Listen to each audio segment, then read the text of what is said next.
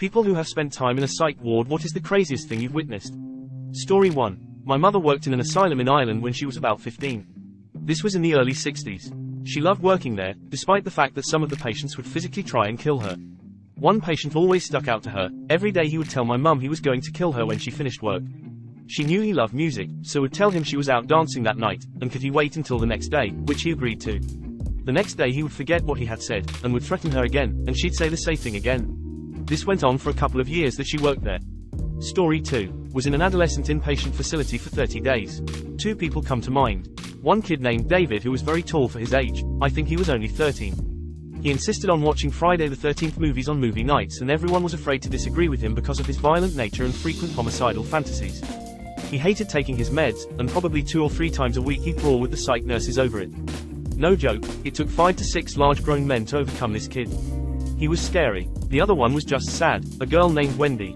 She was 13, really nice. But she always wore the same clothes and she stank really bad.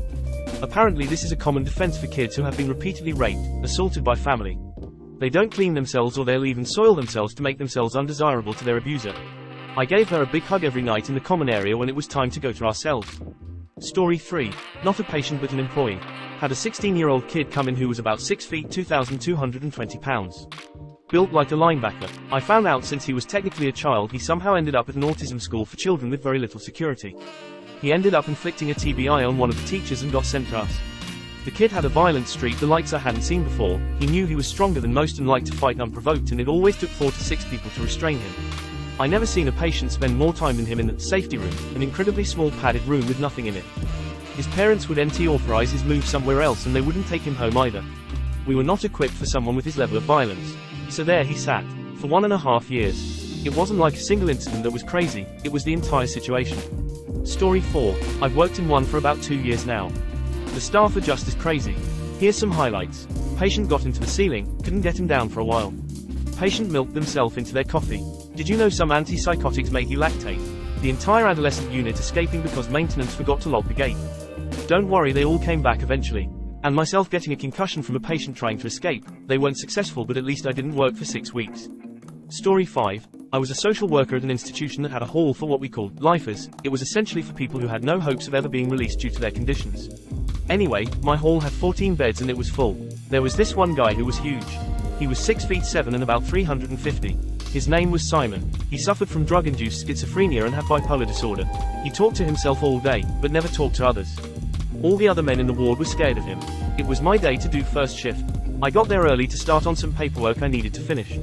When I got my keys in the door, I heard Simon hit the door with his fists. I looked through the tiny window on the door and he in the hall was covered in blood. I panicked and called security for backup because I thought he had killed somebody. Turns out, Simon was in the throes of an extreme manic episode and had managed to walk the literal soles of his feet off. Other medication he was on thinned his blood and led to him bleeding all over the place. We checked the camera footage and he had walked and talked all night. The orderly, who was fired that day, had slept through his whole shift and never heard Simon walking back and forth.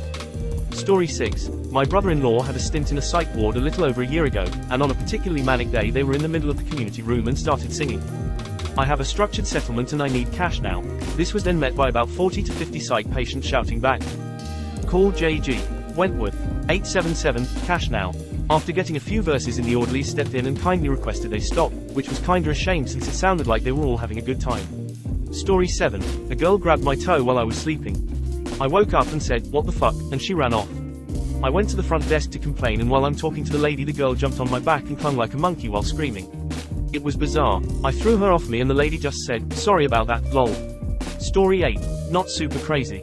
Just odd. Was with a bunch of teens on a pediatric ward, but we all had special rooms by the nurse's desk with shatterproof, wired glass so the nurses could always look in on us easily, and the bathrooms had no locks. Myself and another girl were in for anorexia.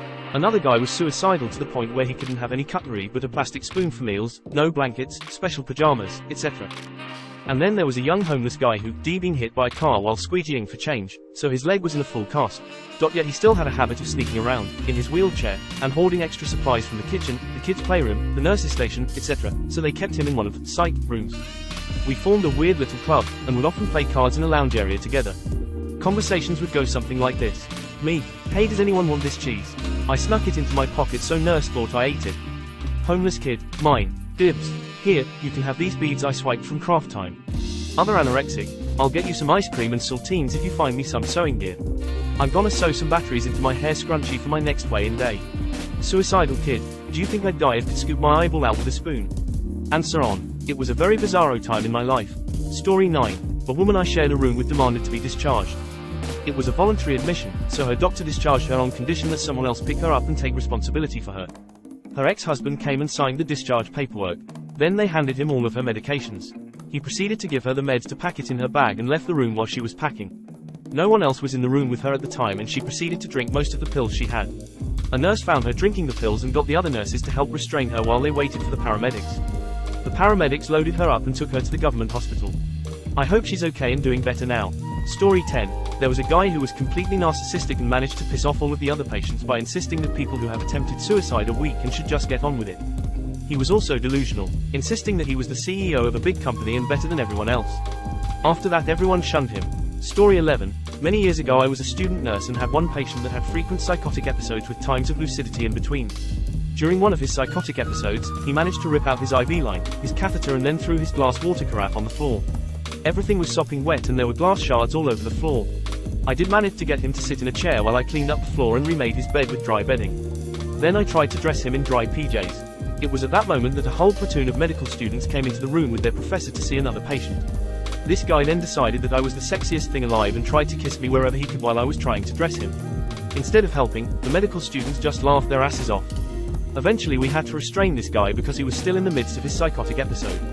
The next day I had to help the same guy wash up, but this time he was lucid. I'll never forget him apologizing for the previous day. I'll never forget what he said next. I'm not nuts.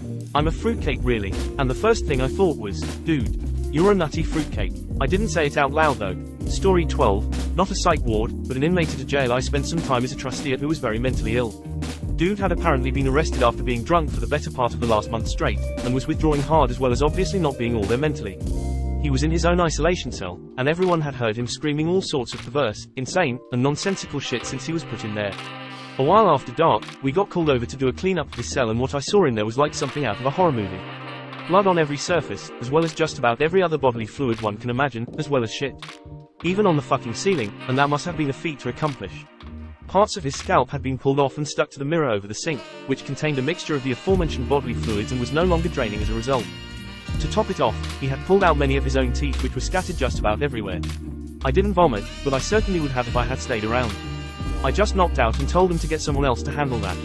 Easily one of the most disturbing things I've ever witnessed in person, and really showed me a different side of mental illness I'm not sure I'm glad to know exists. Story 13. When I was 19 and admitted the first time. I was anxious already, and could barely sleep the first night. My roommate was quiet, which didn't alarm me at first.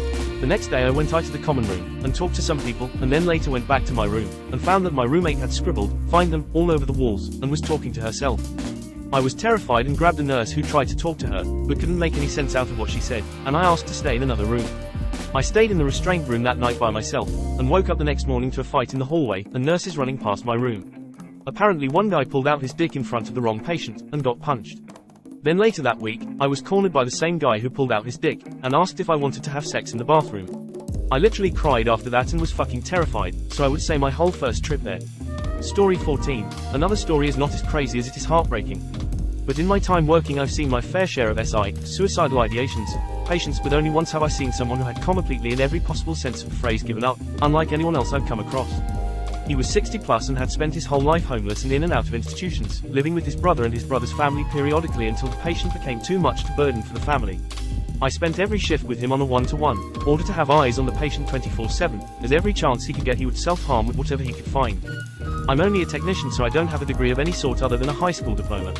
I still would listen to him talk for the hours I spent with him, the most nihilistic and pessimistic tangents I've ever heard, a sense of hopelessness and despair I've never considered possible. Even the mountain of medications he was given seemed to have little effect. And then as his hold ended he was discharged. I'm not a doctor or certified in any way as I stated before, but I can't believe he was given the okay to be released. This event sticks with me because I was left without any answers or explanation of what happened. The next day his room was occupied by a new patient. Story 15. I work in EMS and volunteered in a PISH ward briefly, so my experience is always a bit superficial, but the craziest part for me is how a lot of patients oftentimes act completely normal and rational. I've transported a lot of people to a psych ward that were diagnosed with all sorts of illnesses, but from my interaction with them they were completely normal and just had some general anxiety. A lot of people I've observed and wondered, why the hell are they even here? Story 16. Most amazing. For some reason a piano was in the psych ward, a patient who never spoke started playing, she knew every piece by heart. The entire ward of psychotics, manics, and even staff went and sat in that room. Not a word was spoken for a good half hour. Craziest, family members choking a patient because his sister gave another patient a blowjob. A guy who thought he was Jesus convincing the entire ward to meet on the balcony to discuss ways of breaking out. A guy would run away every day, steal a car and drive back to the ward. People speaking in tongues scary. Story 17. As an intern in college, I had a woman pull my hair making my head go down to my waist. A woman asked me to wash her vagina. I saw a man holding his hand up saluting for like 6 days. A man tried to sneak out but got caught in between security door 1 and 2. Story 18. I was in a psych ward when I was 17, almost 18, so in a youth psych unit. My 13-year-old roommate snuck in a couple packs of cards and hid them in her pillowcase. She waited until I got into bed and just started wailing on me with the pillowcase. I couldn't get out of bed because I was tucked in so tight, but when I finally did I ran to the nurse's station for help. I got out that day, she got booty juiced twice because the first one didn't take her down. I was in the psych ward for attempted suicide. She was there for attempted homicide.